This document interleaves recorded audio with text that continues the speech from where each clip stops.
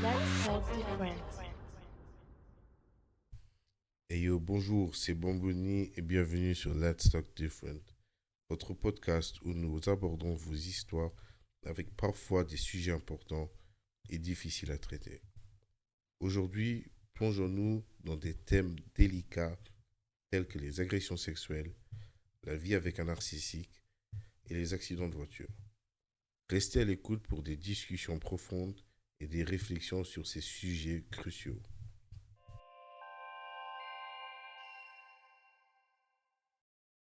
Voilà. Bienvenue chez Let's Talk Different. C'est Bambouni. Bien sûr, c'est chez Let's Talk Different, on prône la positivité. Malgré tout, la vie n'est pas toujours rose. Donc aujourd'hui, j'ai le plaisir d'accueillir une femme qui veut garder son anonymat suite à des actions subies dans sa jeunesse. Et ça, on va nous en parler. Déjà, salut. Salut, Bonsoir. Ça va? ça va et toi? Ça va, ça va. Je sais que ça ne se demande pas aux femmes, mais est-ce que je peux demander ton âge? Oui, je vais faire mes 35 là, en août. Voilà. 34. Donc, voilà, tu veux garder ton anonymat, on respecte ça. Peux-tu nous en parler un peu de ta jeunesse? Alors, ma jeunesse, voilà, j'étais une enfant très joyeuse. Il n'y a rien qui me manquait aussi. Voilà, c'était une jeunesse normale. Je m'amusais dehors aussi avec mes voisins et tout. J'étais très ouverte, vraiment. Voilà, Une belle jeunesse. voilà, exactement. Voilà. Et sans tourner autour du pot, on va tout de suite aller au sujet même. Mhm. Ta jeunesse, elle a été bien jusqu'au moment Où je me suis fait agresser sexuellement par mon père. D'accord. Et comment peut-on aller te lire ce qui s'est passé? Peux-tu raconter un peu plus? Mhm. En fait, mon père, il était chauffeur de camion D'accord. et il allait à l'étranger. Du coup, il restait là-bas une nuit et après il revenait à la maison. Et moi, j'aimais bien aller avec lui. Mhm. Et voilà, ça s'est passé pendant son travail dans son camion jusqu'à ce que ça arrive aussi chez nous. Quand ma mère elle allait faire les courses, voilà, je me rappelle encore d'une situation où il y avait même mon cousin et mes sœurs, et il a demandé à tout le monde de partir de la chambre parce qu'il voulait faire une sieste avec moi. Et même mon cousin, il me regardait comme ça bizarrement. Et moi, je savais à ce qui m'attendait. D'accord. Mais voilà, j'étais jeune, hein. Ça s'est passé entre mes 4, 7, 8 ans. Ok. Et, euh, et voilà, jusqu'à ce qu'il arrive le moment où j'ai dit stop. Et ce moment, il est arrivé quand? Ben, il était en train, en pleine action. Ok.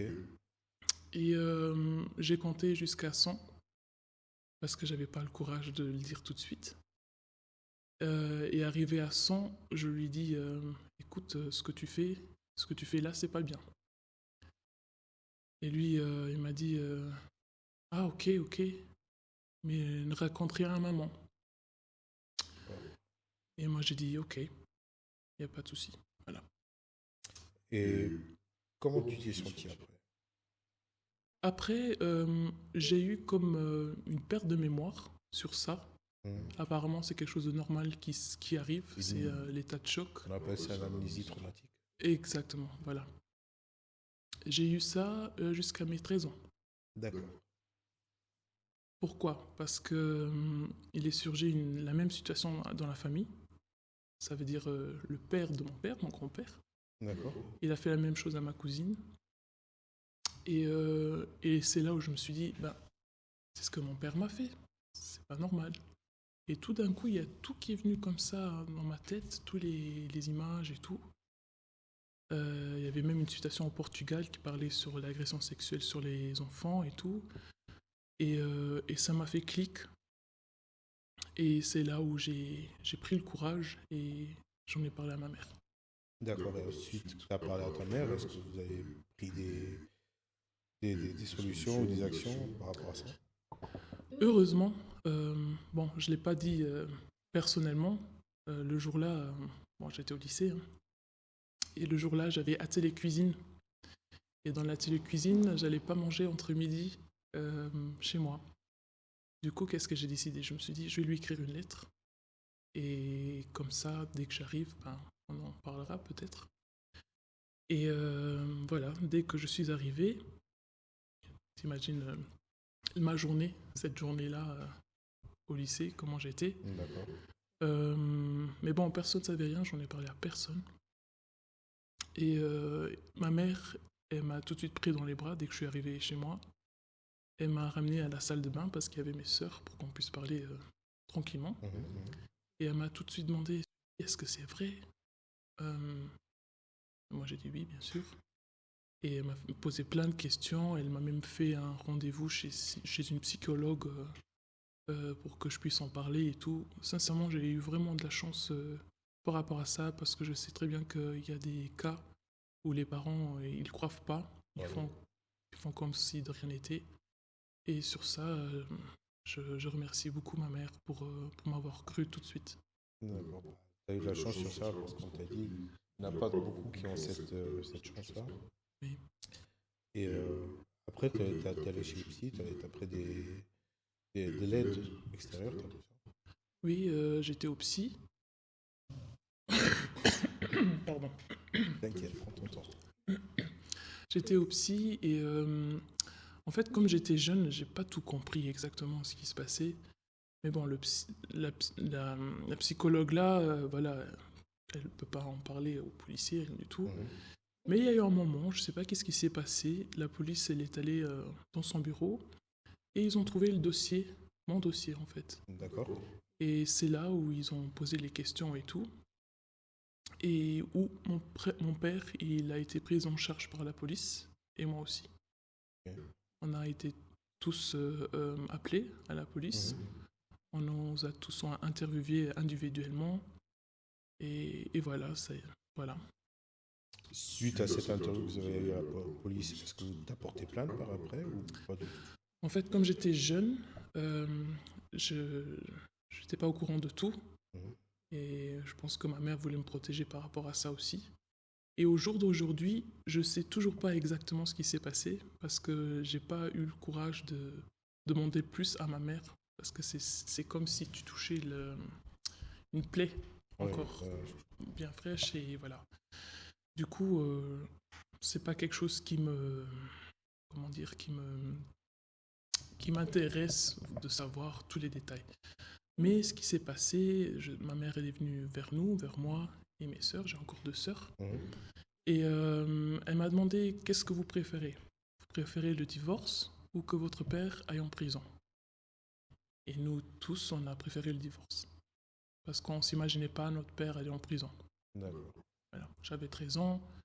Voilà, mes sœurs, ma grande sœur 14, ma petite sœur 10 ans. Voilà, on ne s'imaginait pas notre père en prison et on s'est dit que le divorce, ça serait déjà une grosse punition pour lui. Et c'est ce qui s'est passé. D'accord, donc ta mère, elle a quand même pris décision Oui. par rapport à ça pour vous écarter en fait. Exactement, oui, oui, oui. Je me rappelle même que dès que je lui ai raconté, ma mère nous a tout de suite dit ne mettez pas un pyjama trop court, mettez toujours un pantalon. Voilà. D'accord.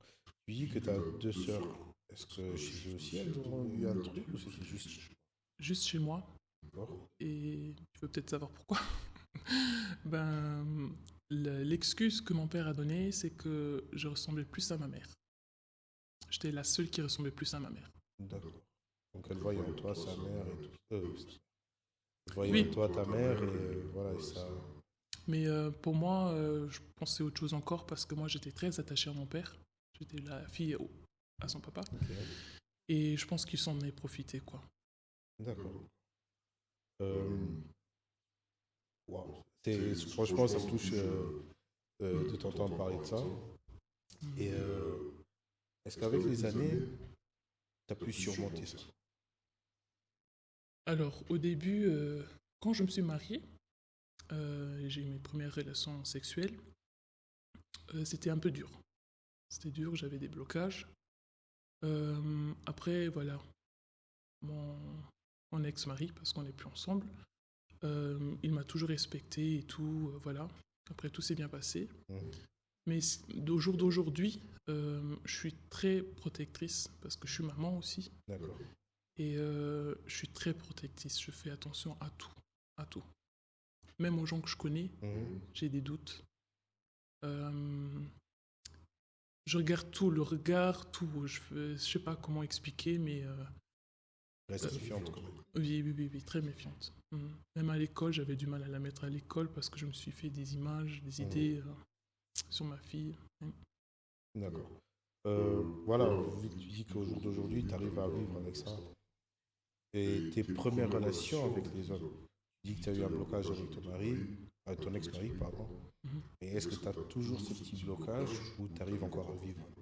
Non, j'ai plus de blocage. Non, par rapport à ça, non, j'ai plus de blocage. D'accord. Et pourquoi tu as décidé d'en parler maintenant? Parce que déjà, je sais qu'il y en a beaucoup qui sont passés par la même situation ou même encore pire. Ok. Et parfois, on peut se sentir un peu dévalorisé, sans aucune confiance, la perte de confiance par rapport à ça, parce que on se dit pourquoi c'est passé à moi, je suis sale, je suis nul, j'aurais dû faire quelque chose plus tôt. Et je voulais dire à ces gens qui sont passés par là, ou même pire encore, quand on peut surpasser ça, il faut juste être entouré de bonnes personnes, des gens positifs. Et ce qui m'aide à moi aussi, c'est d'être toujours, euh, comment dire, toujours occupé. D'accord. Pour pas trop y penser Voilà, inutilement. voilà. Il y a des jours que je pense pas, c'est pas maintenant j'y pense pas tous les jours, hein. Mais ça me revient plus que par rapport à ma fille, aux peurs et tout. Voilà. D'accord. Maintenant que tu parles de ta fille, est-ce que tu comptes lui en parler un jour de ça? J'en ai déjà parlé. C'est même quelque chose que je voulais même dire aussi. Je trouve que c'est un sujet qu'on devrait parler depuis tout petit. Parfois, on se dit, oh, ils sont encore trop jeunes, ils vont pas comprendre. Mais non. Euh, Moi, ma fille était quoi? Elle avait peut-être 2 ans et demi, 3 ans. Je lui en parlais, écoute, fais attention, il y a personne qui peut toucher là et là et là. Parce que ils sont pas bêtes, quoi. Et si on les prévient depuis jeune, tout jeune, ils vont savoir se protéger. Ou même s'ils peuvent pas se protéger parce que c'est des enfants, ils pourront le dire au plus vite. Exactement. Mm. Et bon, tu as un peu parlé avec ta fille, mais est-ce que tu lui as dit que toi, tu as vécu ça? Non, pas encore, non. Plus tard, je le dirai, D'accord. mais pas maintenant. Est-ce que tu comptes aussi lui dire qui c'était la personne? Oui, oui, parce que j'ai plus de contact avec mon père. D'accord. Euh, Si je le vois dans la rue, je lui dis bonjour, mais je veux plus de contact. Même par rapport à ma fille et tout, je veux plus de contact. Question peut-être un peu stupide, mais est-ce que tu lui en veux? Si je m'en veux? Si lui en veut pas toi. Oui. Oui. Oui, parce que ça me gâche la vie aussi. Et les peurs que j'ai, peut-être, j'en, parfois, j'ai peur pour rien en fait. Je me fais des soucis pour rien. Non. Et j'aimerais être plus relax par rapport à ma fille, Mhm. moins mère poule. Et à cause de lui, j'ai tout ça. J'ai des images qui me reviennent. D'accord. On n'oublie pas. On n'oublie pas, on vit avec. Exactement. Euh, Aujourd'hui, au jour d'aujourd'hui, tu te sens comment par rapport à ça? Est-ce que tu as des... Tu dis que des fois tu as des flashbacks, mais comment tu vis avec ça dans le jour de tous les jours? Parfois, j'ai des bas. Mais c'est comme je t'ai dit, j'essaye d'être positif Mhm. et de ou sortir, me balader, et puis penser ou écouter de la musique, être occupé. D'accord. On va pas trop parler de ces personnes, mais c'est juste une question que j'ai à poser à la personne. Tu dis que tu la vois de temps en temps, mais comme c'est ton père, t'as pas de contact et tout, mais il y a des réunions de famille et tout ça. Et par rapport à tes sœurs et avec ta mère, est-ce que lui, il a des contacts avec eux ou c'est vraiment... Non, mes sœurs, elles ont coupé avec lui aussi. D'accord. Parce que mes sœurs, voilà, les gens qui sont à l'extérieur, en parlant de moi maintenant, ils le vivent d'une autre façon. Il y a ma sœur qui a enlevé le nom de famille de mon père. Quelque chose que moi, j'ai pas senti le besoin. Mais la psychologue a dit que c'est normal, c'est sa façon de... Gérer ça. Exactement. Parce que mes sœurs, elles ont aussi été au psychologue. Et comme elles n'ont pas pu me défendre ou me protéger, alors c'est leur manière de faire la chose, voilà, de réagir. D'accord. En tout cas, je pense que c'est un bon geste ce que tu fais. Quand j'ai préparé le reportage, j'ai aussi regardé d'autres témoignages d'autres femmes. Et il y en a une qui a dit que vous êtes tous des survivantes. D'une façon ou d'une autre, que ce soit ça, d'autres manières, vous êtes tous des survivantes. Et moi, de ma part, je vais dire que voilà, tu es une survivante à ça. Faut pas que tu aies la gêne de ce qui s'est passé. Comme tu dis, tu vis avec. Tu as des gens qui te supportent. Faut vraiment pas te laisser aller sur ça. Bien sûr, il y a toujours des infrastructures qui sont là pour aider. Et il ne faut pas te rabattre et te dire que c'est ta faute ou quoi que ce soit. Je pense que c'est des trucs que tu es passé par là, que tu as pu penser aussi. Et en parlant de penser, la dépression. Passer par la dépression, tout ça. J'ai eu la dépression, oui, mais c'était beaucoup plus tard. À l'âge de plus ou moins mes 22-23 ans. Mais c'est resté juste à la dépression ou c'est allé plus loin jusqu'au penser? Oui, j'ai eu ça aussi, oui. Oui, ça aussi. Et tu as pu t'en sortir comment? Par moi-même, parce que j'en ai parlé à personne. D'accord. J'en ai pris des médicaments par rapport à la dépression, mais j'ai vite arrêté parce que j'étais comme drogué tous les jours et je voyais que je baissais de plus en plus.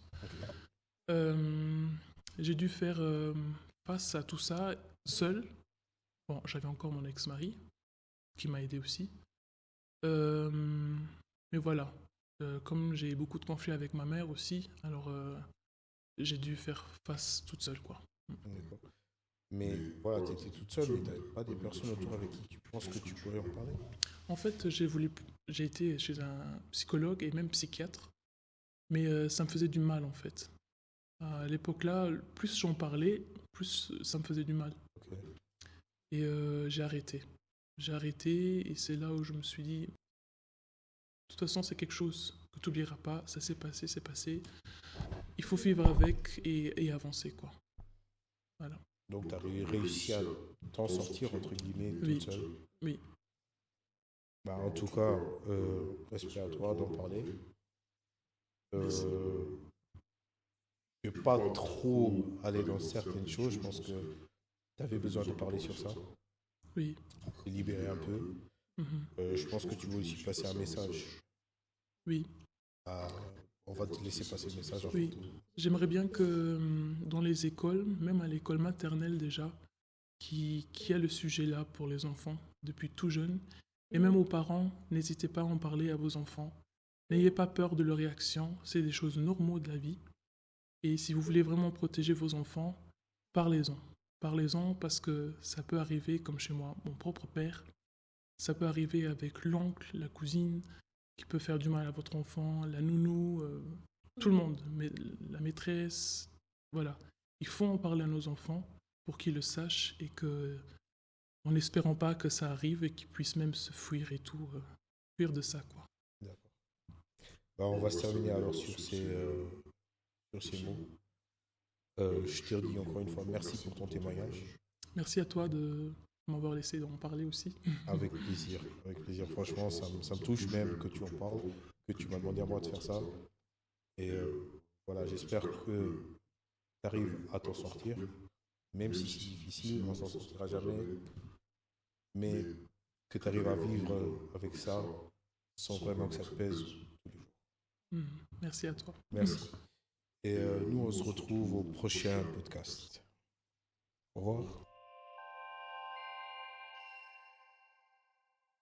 Alors, bienvenue sur Let's Talk Different, c'est Bambouni.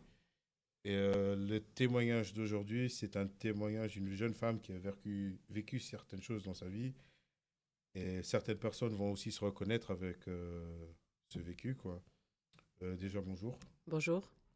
Vu que tu vas être anonyme, qu'on respecte, peut-on savoir ton âge? Oui, 36 ans. 36 ans, d'accord. Normalement, on ne demande pas ça à une femme. Non, normalement, non. Mais bon, t'as déjà foiré dès le début. Ah, tu vois. En plus, elle est libre ici, tranquille. Voilà. Voilà. Peux-tu te décrire un peu comme personne et un peu, si tu veux, un peu ta jeunesse en même temps?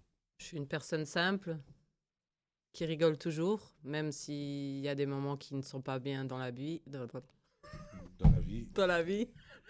T'inquiète, t'inquiète. Ici, on est tous politiquement corrects. Oui, oui. Je l'espère, dis-moi avec moi, parce que moi, pour parler, c'est pas... T'inquiète, t'inquiète. Si, je sais parler, mais je fais toujours mon clown, quoi. Je crois que le costume-là, je l'ai depuis toute petite. Je peux le confirmer. Je peux le confirmer. Bref, voilà. Revenons un peu aux choses un peu sérieuses. Oui. Ouza. Voilà, en fait, la raison que tu es ici, c'est parce que tu as vécu quelque chose et tu aimerais aussi en parler un peu. Oui, j'ai vécu une relation toxique pendant 8 ans.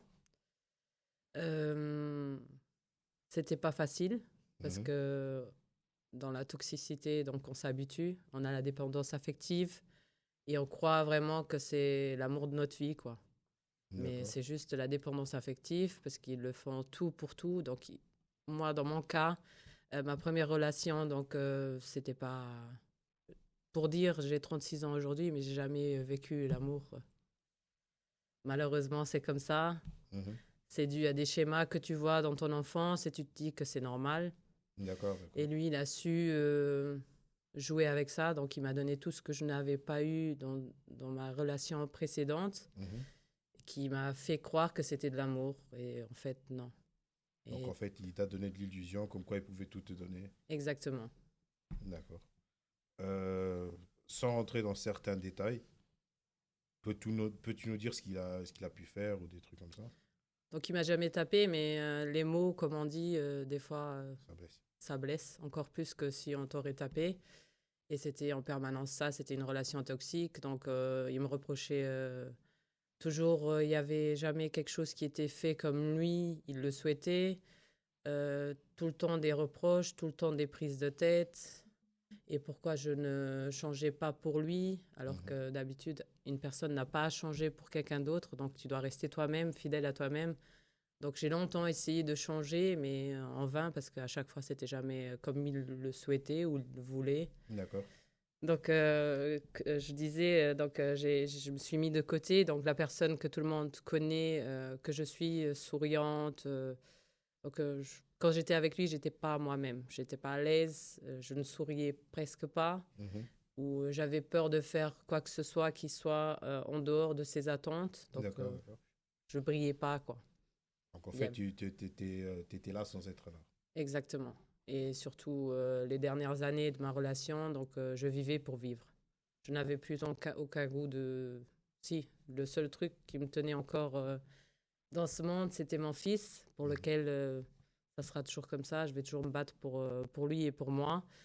Et oui, je me suis abandonnée, mais bien abandonnée, parce que jusqu'au jour où je me suis regardée dans un miroir et je me suis dit, non, c'est pas toi. Il faut se réveiller, c'est pas toi. D'accord. Avant de venir à ce déclic, tu as dit que tu as eu un enfant dans cette relation-là. Oui. C'était voulu ou un peu forcé de sa part? Non, c'était voulu de ma part. Ok, c'était voulu. Donc. Oui, oui, non. Le souhait de devenir mère, pardon.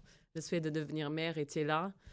Et oui, à ce moment-là, je croyais que c'était donc l'homme de ma vie, que j'allais pas... Moi, dans ma tête, toujours, je me suis dit, si je suis avec quelqu'un, on se marie, on ait des enfants, donc c'est pour la vie. D'accord. Mais malheureusement, non, c'est pas comme dans les films Disney, donc... Toujours. Malheureusement, tout n'est pas comme dans les films. Voilà. Voilà, tu as parlé que tu as eu des changements, que tu souffrais, on va dire ça comme Oui, ça. je souffrais beaucoup. Tu as eu des changements physiques à ce moment-là où vu que tu as dit que tu as changé. Oui, je me suis vraiment laissée aller, même dans la nourriture. Moi, je me réfugiais beaucoup dans la nourriture. D'accord. Donc, c'était mon refuge.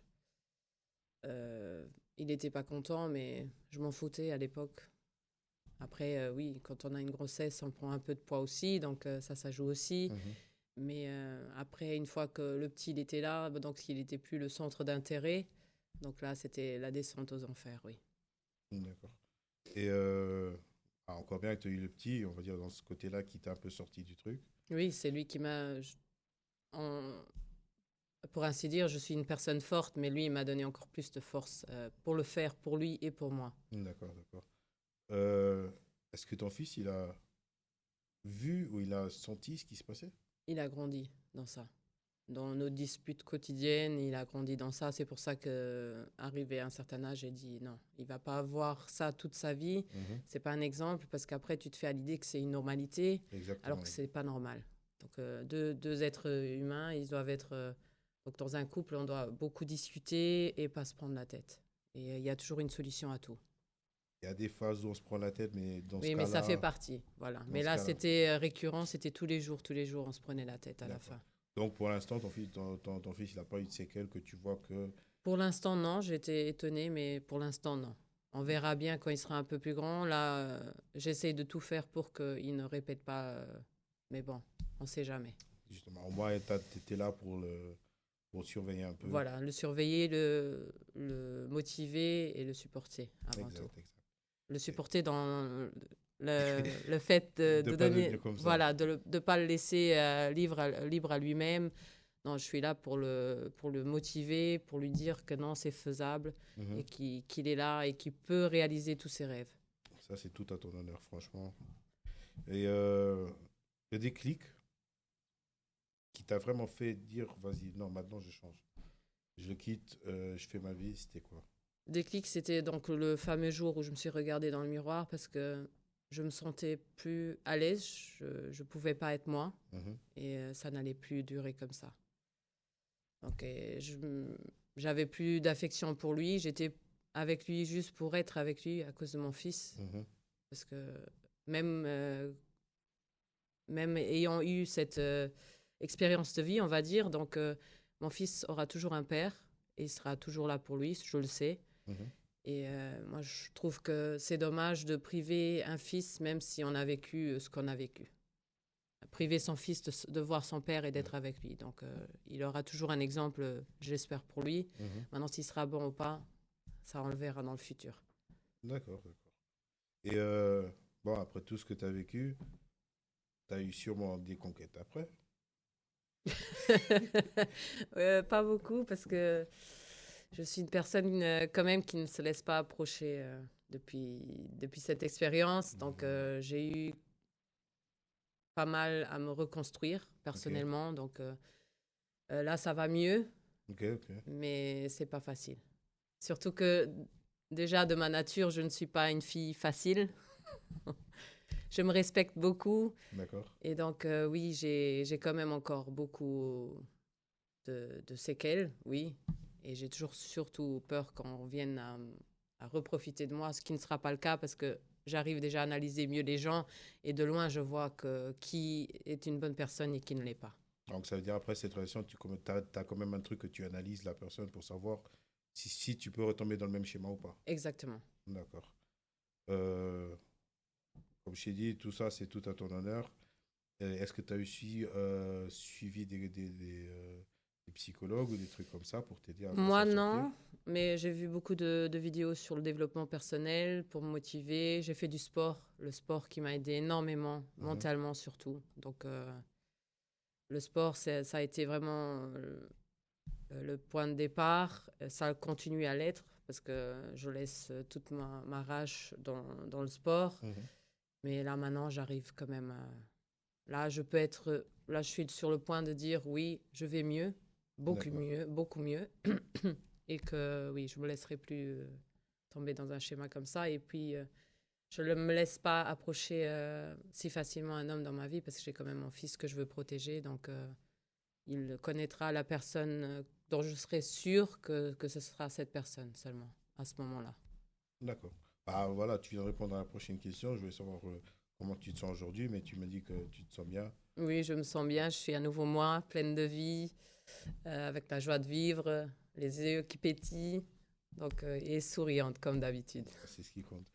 Des flashbacks, t'en as pas? Je veux dire Si, des beaucoup. cauchemars, ouais, quand même. Quand même, surtout des fois, la manière dont mon fils, comment on va dire, il a certains gestes qui me font rappeler mon ex. D'accord. Et donc, j'ai eu une ou deux histoires. Oui, tout au début, ça me faisait mal parce que je voyais que des flashbacks et ainsi de suite. Donc, c'était pas facile. Mais jusqu'à ce que j'ai eu à nouveau un contact avec un homme, donc je veux dire, dans une relation, ça a pris quand même 1 an. D'accord. Mais il y a beaucoup de séquelles. Je les ai réparées, donc je vais mieux. Et c'est ce qui compte.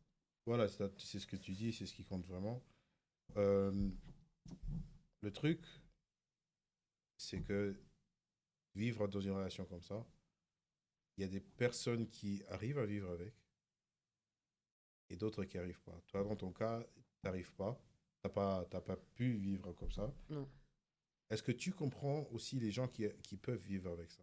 Je comprends les gens parce que de une, il n'y a pas tout le monde qui travaille 40 heures. Donc moi, j'étais quand même, j'avais mon indépendance. Donc c'est ce qui m'a aidé aussi parce que tu as beaucoup de gens qui n'ont pas cette indépendance vis-à-vis de leurs copains où il y a beaucoup de choses matérialistes dans la vie qui jouent. D'accord. Malheureusement, d'autres vont se dire je ne veux pas recommencer à zéro ma vie parce qu'aujourd'hui, j'ai tout ce que j'ai toujours voulu et je vais perdre ça pour juste parce que j'ai une personne toxique à mes côtés. Non. Donc moi, je dis toujours, je l'aurais fait encore 1000 fois s'il faudrait parce que de une, oui, je suis indépendante mais surtout le prix de la paix. Donc je suis en paix vraiment parce que tu n'as personne qui te fasse des reproches, qui te fasse, oui, on va dire les termes, chier tous les jours. Et tu peux être toi-même. Donc partout où tu vas, tu peux être toi-même. Mais je comprends les gens là. J'ai été très courageuse. J'inciterai même les gens à le faire, mais tout le monde a une autre situation. On n'est pas tous pareils. Exact. Voilà, il y en a aussi, ils auront peur. Mais bon, il faut vivre avec ça après. Non, c'est vraiment les mots qu'il faut dire et tout. Et ton entourage, tu en as parlé. Ils ont vu quelque chose qu'il y avait. Mon entourage, dès le début, ils n'ont pas aimé la personne que c'était. Ok. Donc, mais moi, je n'ai pas voulu entendre ma famille et mon entourage. Je me suis dit, je le ressens, je sais que c'est lui et ce n'est pas autre chose. Après, les personnes toxiques essayent aussi de t'éloigner de ton entourage pour que tu sois le moins possible avec ton entourage pour pas qu'il te fasse des trucs dans la tête. Du lavage, voilà. Et voilà. Mais il y a eu aussi la pandémie. La pandémie, c'était une période très difficile pour moi. Justement, à gérer le tout, voilà. Et j'ai eu même des moments de doute où ils me disaient donc oui, mais ils veulent juste nous séparer et tout ça. Et moi, j'ai cru. J'ai même j'ai cru à un moment qu'il avait raison. Je me suis dit dans ma tête non, attends, il a raison. Et mais j'ai pas réussi. Je suis quand même quelqu'un de fort. C'est pour ça que il n'a pas réussi à me briser et à m'éloigner de mon entourage quand même. D'accord. Maintenant, une question peut-être un peu plus intime. Tu n'es pas obligé de répondre aussi. Dans toute cette situation-là, as-tu eu des moments où tu avais des idées noires? Oui, une fois, j'ai eu des idées noires. Et à chaque fois, je pleurais et je me disais, je demandais au bon Dieu, mais pourquoi tu m'infliges cela? Parce que c'est quand même pas beau à voir. Donc, à l'extérieur, quand on est à l'extérieur, on montre une autre image de soi, mais c'est pas la réalité parce qu'à la maison, c'est pas beau du tout. Tu essaies de cacher. Moi, je suis une personne qui essaye toujours de cacher que je vais pas bien.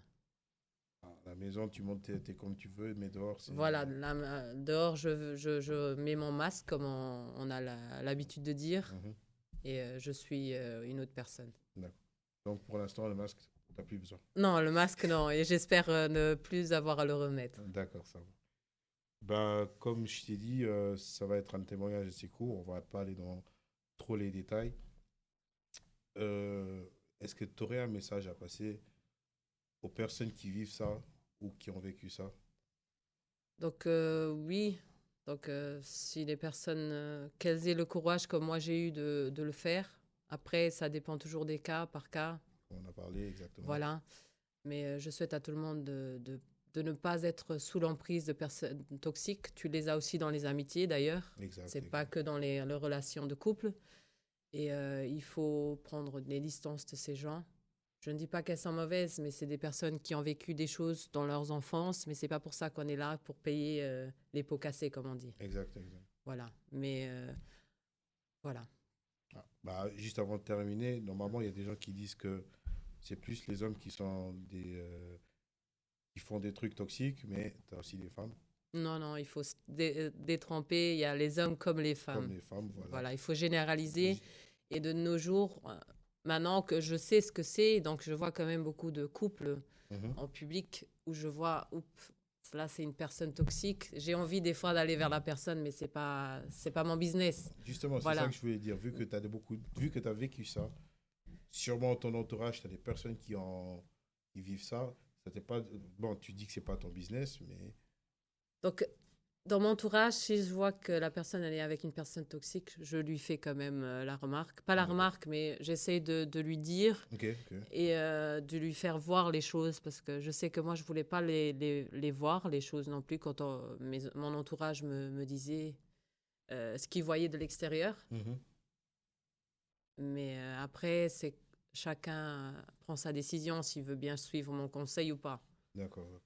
Mais en tout cas, j'ai vu avec le recul qu'il y a quand même beaucoup de personnes dans mon entourage qui ont vécu, qui ont eu des relations toxiques. Comme ça, tu te dis non, c'est impossible. Mais il y a beaucoup de gens, énormément de gens qui ont eu des relations toxiques. Et qui n'étaient pas que des paroles, mais aussi des actes de violence et ainsi de suite. C'était encore pire. Ok. Bah, au moins, tu mets un peu la lumière sur ce sujet. Je te remercie déjà pour être venu, que tu as pu en parler. Et je te souhaite encore beaucoup de force et courage pour ton amélioration. Oui, ça, de toute façon. Je ne compte pas baisser les bras. Exact. Et j'espère un jour que tu trouveras ton joint. On verra bien. En tout cas, je vous remercie. C'est Bambouni sur Let's Talk Different. Et on se voit la prochaine fois. Ciao, ciao. Ciao.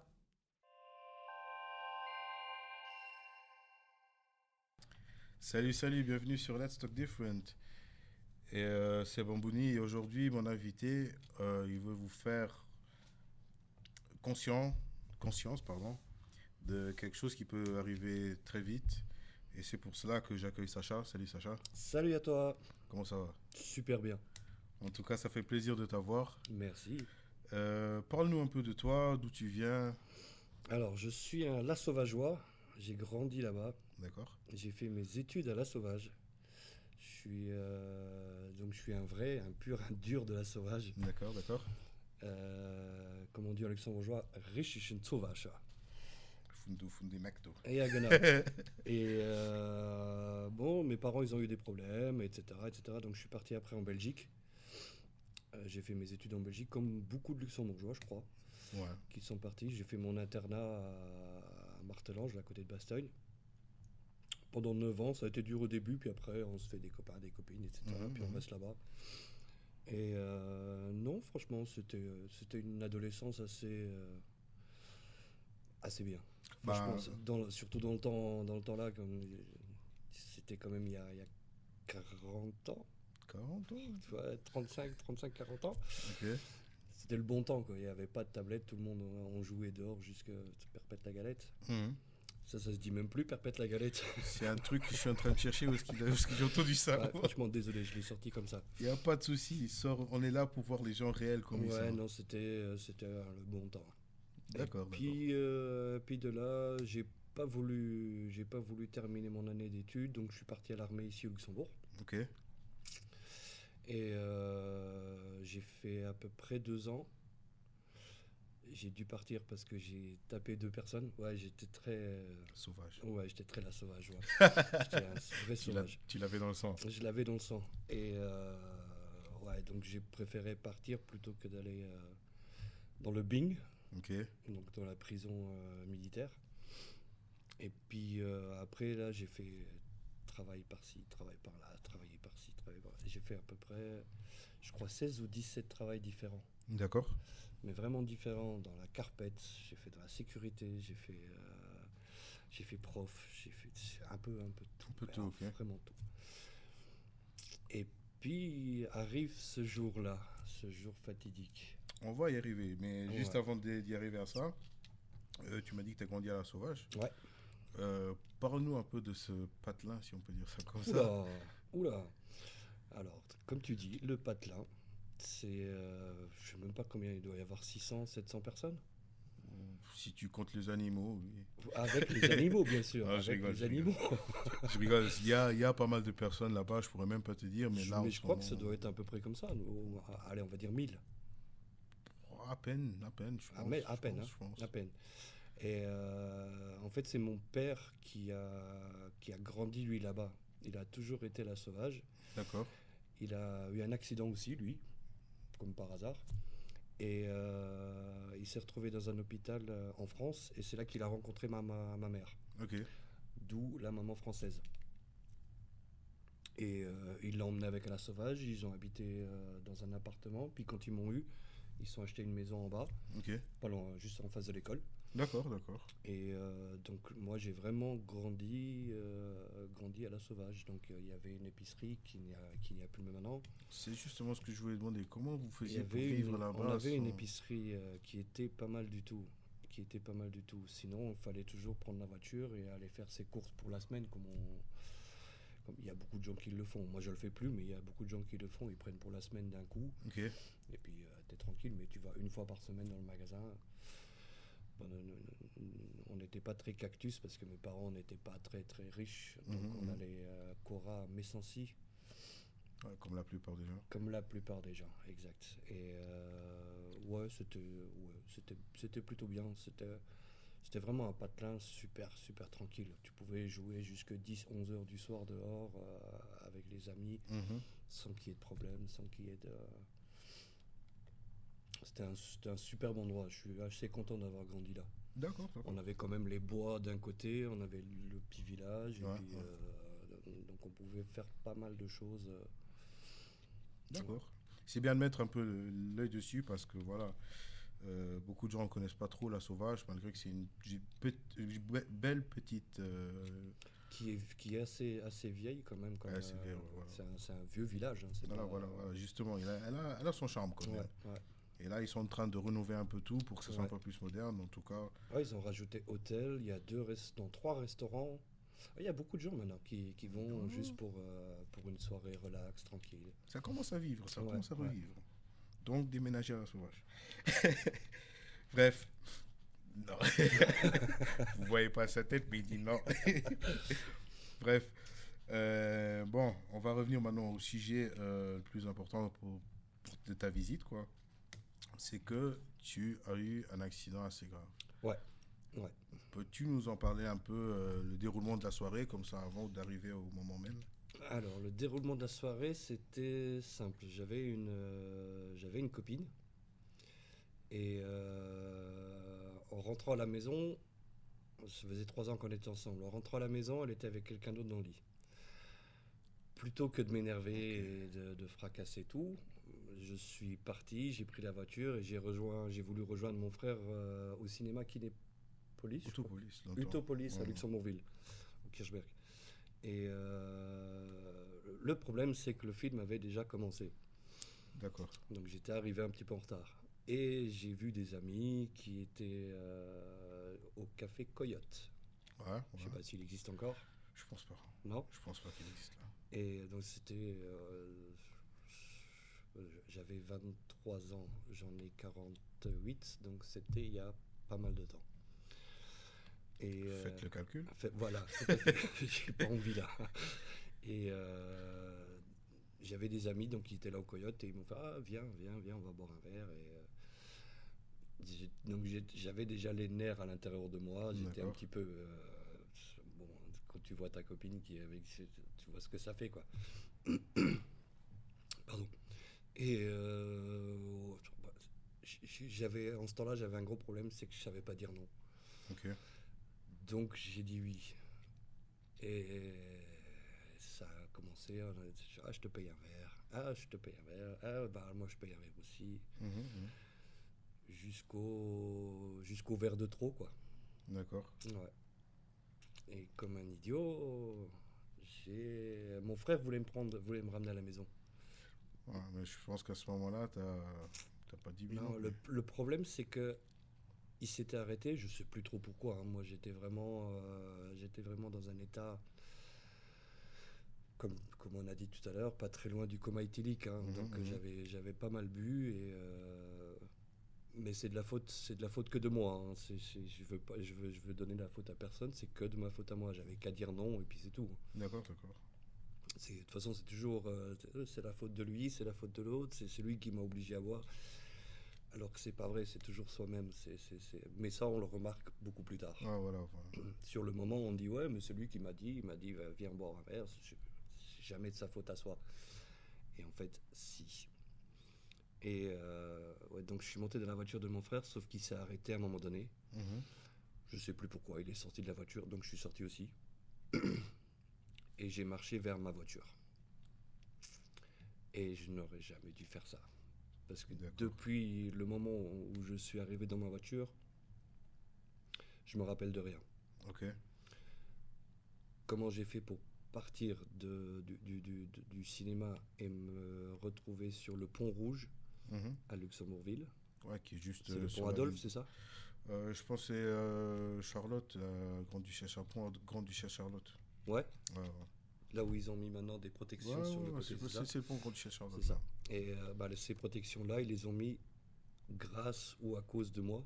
D'accord. C'était juste après mon accident qu'ils les ont mis.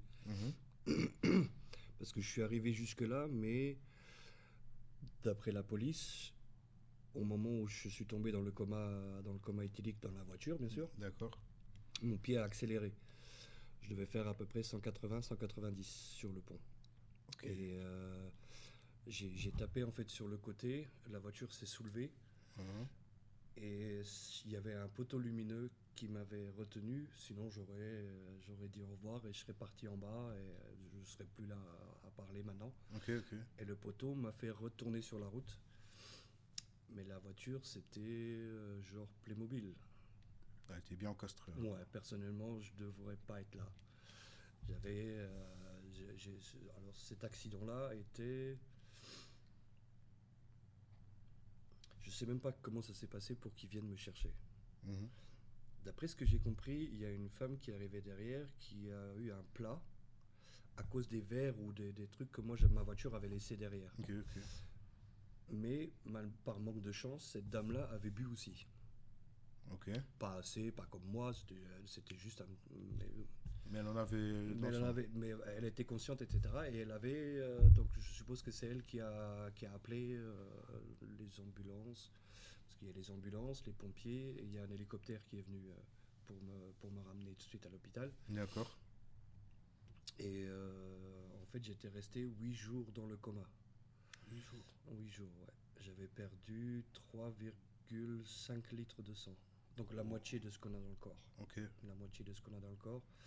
J'avais perdu 28 kilos en 2 jours. Oh.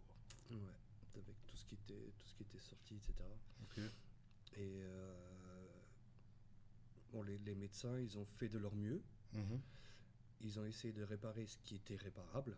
On va dire ça comme ça. Donc j'avais une jambe qui était complètement ouverte. J'ai des belles cicatrices qui le prouvent. J'avais le genou qui était sorti, j'avais la hanche qui était sortie, d'ailleurs mes radios de ces morceaux-là, ils sont au 4e étage au CHL de Luxembourg. D'accord. Parce que c'était la première fois qu'ils voyaient ça. Ok.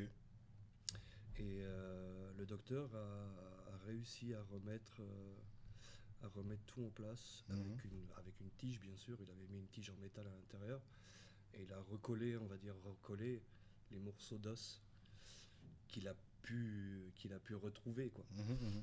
Et donc après, ils ont refermé. Et puis, quand je me suis réveillé, les docteurs m'ont dit que c'était grâce au sport. Parce que j'étais très sportif en ce temps-là. J'étais agent de sécurité à ce moment-là. Donc, on faisait un petit peu de sport. Et c'était grâce à ça que j'étais encore en vie.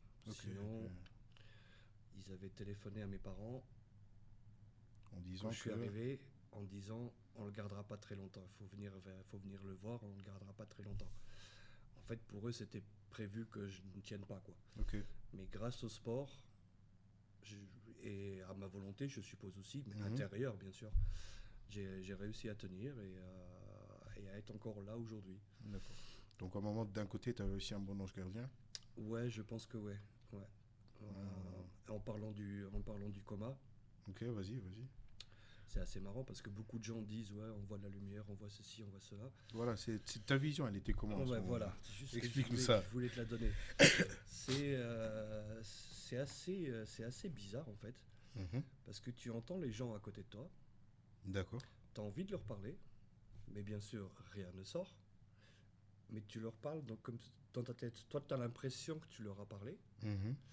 Donc eux, ils te parlent. C'est comme si en fait mon corps était au-dessus de moi. D'accord. J'arrivais à voir les personnes, je savais qui c'est qui était là. Je les entendais me parler, mais j'arrivais pas à répondre. D'accord. C'est super bizarre comme sensation. Wow. Ouais. Franchement, j'entendais les gens pleurer. Eux, ils me voyaient pleurer aussi parce que je les entendais moi pleurer. Sauf que je pleurais du sang parce que j'avais du sang dans les yeux. D'accord. Et c'est eux après qui m'ont dit ouais, tu pleurais des larmes de sang, etc. Et c'était... moi, je leur ai dit, je vous entendais, je savais qui c'est qui était là, je savais qui venait. Et j'ai des amis qui sont venus, j'ai mes parents qui sont venus, j'ai mon frère qui est venu. Je savais tout ça. Je savais ce qu'ils me disaient. Alors que j'étais dans un coma. C'est un coma artificiel. Ils m'ont mis dans le coma pour pas que je souffre, quoi. Ouais, je comprends. Ouais. Ah, c'est bien que tu en parles parce qu'il y a beaucoup de gens qui disent ça. Il y en a d'autres qui voient des lumières au bout du tunnel et tout ça. Mais voilà, ta vision de ça, c'est quelque chose qui nous fait apprendre encore d'autres choses en plus, tu vois. Justement. Et par après à ça, est-ce que tu as eu des suivis? Alors, j'étais à l'hôpital pendant 6 mois. D'accord. Et j'étais dans mon lit d'hôpital pendant 4 mois et demi, presque 5 mois, sans pouvoir bouger. Je n'avais pas le droit de bouger de mon lit pendant 5 mois. C'était super dur. Au début, non, vu que je souffrais, je recevais des médicaments je m'endormais presque tout le temps.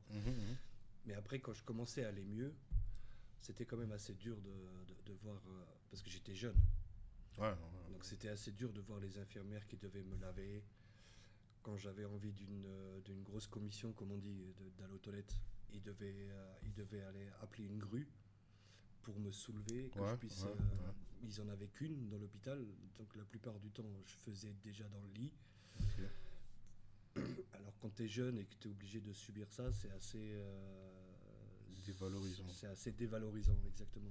Exactement, c'est tout à fait ça. Tu as envie de faire les choses, tu as envie d'aider, etc. Mais tu ne peux pas. Tu sais très bien que j'avais le bassin qui était fracturé en deux. Donc je n'arrivais pas, j'avais pas le droit de bouger. D'accord. Donc c'était assez compliqué, ces 5 mois étaient assez compliqués. D'accord.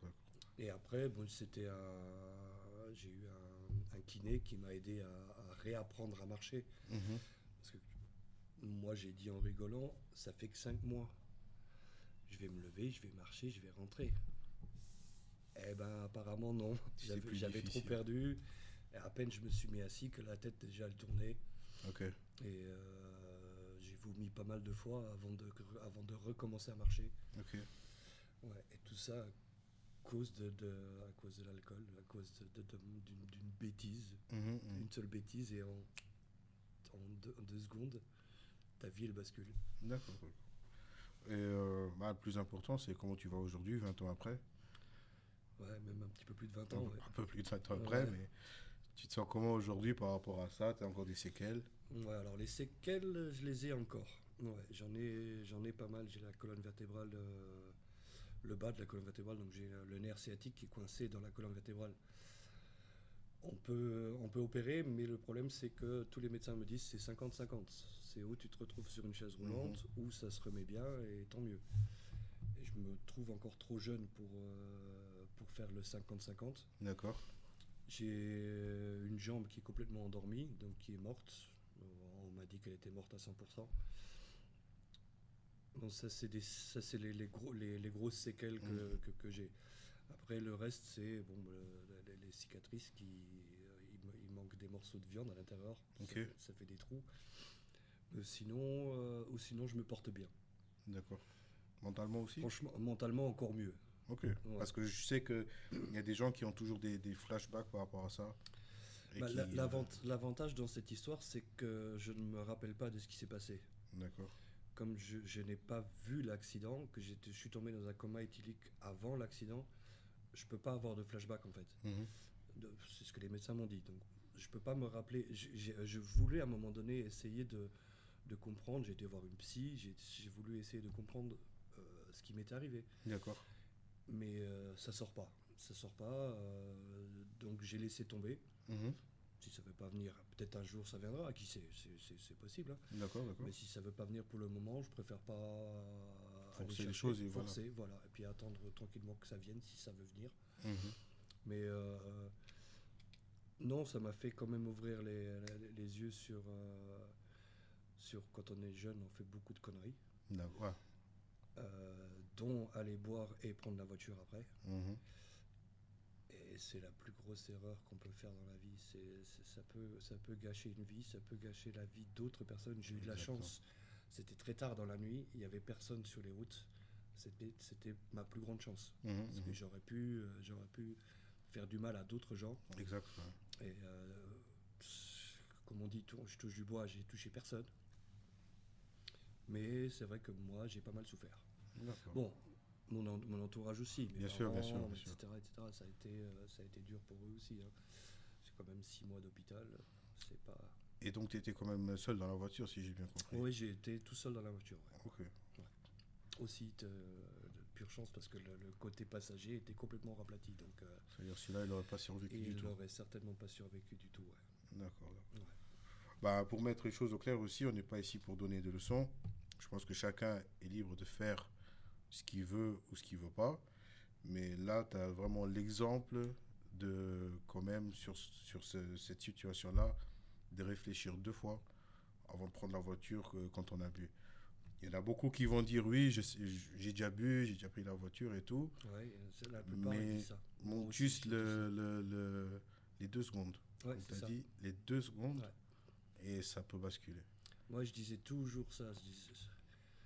J'ai déjà bu, c'est pas la première fois. Je sais très bien rentrer. Mais il y a un moment où, là, par exemple, j'étais fatigué en plus. J'avais Mhm. pas dormi pendant 2 jours, plus l'alcool. Donc, c'était le combo. Donc, même si j'avais pas bu beaucoup, j'aurais pu m'endormir dans la voiture et il serait peut-être arrivé la même chose. D'accord, d'accord. Faut toujours se contrôler soi-même Exact, exact. et savoir dire non quand il faut dire non. Ça, c'est le truc le plus dur à faire. C'est vrai, C'est c'est ça vrai, le truc. c'est vrai, c'est vrai. J'avoue, j'avais énormément de mal à faire ça. Ah, heureusement que. Bah, heureusement. Comment le tourner? Heureusement que c'est pas. Que t'as pas vraiment. C'est pas plus, ouais. T'as eu plus, on va dire ça comme ça. J'aurais pu mourir, donc Voilà. je suis là. Moi, personnellement, j'ai 2 filles, je me suis marié, T'as pu construire ta vie par j'ai après, pu tranquille. construire une vie quand même malgré ce que j'ai eu. D'accord. Donc, Et déjà, t'es venu ici, c'est parce que tu voulais passer un message. ouais, On en parle déjà plus ou moins de quoi, mais je te laisse la parole pour que tu donnes ton message à toi de ta façon. mon message à moi, c'est tout simplement pour les jeunes d'aujourd'hui, ceux qui ont tout juste le permis et qui sortent avec d'autres amis, vont boire un verre, qu'il y en ait toujours un, même si on lui dit boire un verre, ça fera rien, t'inquiète. Non, faut toujours qu'il y en ait un qui soit sobre, le Raoul, comme on dit ici au Luxembourg, qui puisse ramener tout le monde à la maison sain et sauf. Parce que c'est quelque chose qui va tellement vite, on voit ça tellement souvent. C'est trop. Et le problème, c'est même peut-être pas vous, c'est vous allez partir, comme on dit, mais c'est tous ceux qui sont autour de vous qui vont pleurer pendant des mois et ça va être dur pour eux, patati patata. Donc faites juste attention à vous, quoi. Exactement. Je te rejoins avec ces paroles-là parce que j'en ai déjà perdu pas mal de potes aussi à un âge très jeune aussi. Faut même pas aller chercher loin. Je pense que dans l'entourage de tout le monde, on a perdu quelqu'un à cause de ça.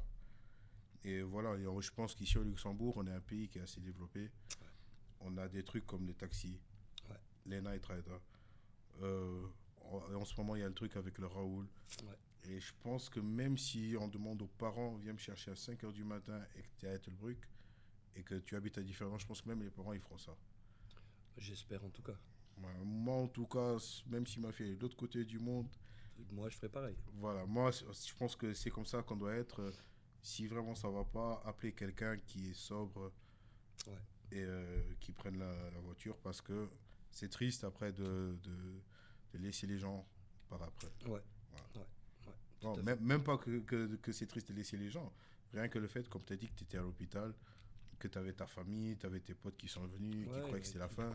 Ils croyaient que c'était fini. Déjà ça aussi, c'est quelque chose de dur. Ouais. Voilà. Et j'espère aussi que pour eux, ils ont aussi surmonté ça. Oui. Parce que je pense que les parents, c'est aussi quelque chose que ça reste. Ouais. Et j'espère que ça aussi, ça a été surmonté.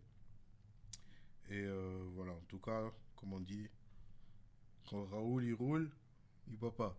Et puis c'est tout. En tout cas, pas d'alcool. C'est ça le truc. C'est tout à fait ça. Voilà. C'est franchement le bon mot de la fin. On va rester alors sur ça. En tout cas, Sacha, je te remercie franchement pour ton témoignage. Merci à toi de m'avoir invité. Avec plaisir. Et voilà, en tout cas, ton témoignage, il m'a un peu touché. Là, franchement, on en a parlé en off un peu.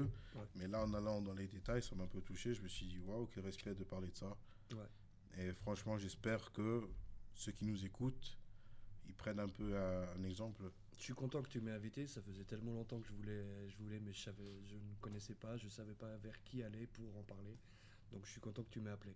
Voilà, c'est déjà un pas de fait. Ouais, c'est déjà pas mal. Ouais. Voilà, s'il y a des gens qui veulent encore te parler sur des sujets comme ça, je pense que tu as dit que tu es ouvert à discuter sur ça. Oui, aucun problème. Ouais. Voilà, donc je mettrai ton lien aussi sur les commentaires et après on te contacte. Super, ça me va. D'accord. En tout cas, je te remercie. Et let's talk different. On se voit la prochaine fois. Merci. Allez, ciao, ciao.